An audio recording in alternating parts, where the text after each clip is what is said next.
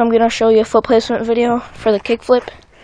I like to put my foot right next to that bolt, and I like, whoops, fell off. And I like to put my foot like that, hang off a little bit, just like that. And here, I'll show you what that looks like.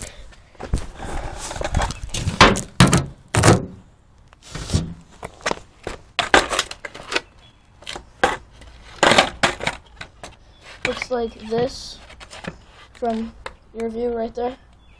Then I'll just pop it. Just do it. And then I get closer. And then just like that. And do another one.